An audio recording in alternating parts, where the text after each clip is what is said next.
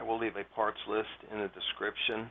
The majority of the build is a scrapped out laser printer, the lower part of it.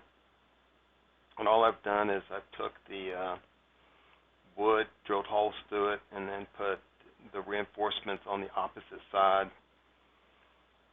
And it's powered up by a variable power supply, 12 volts.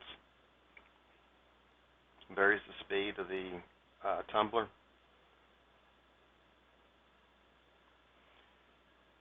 And I used 2 O-rings to give it a little more traction for it to center up and stay in position.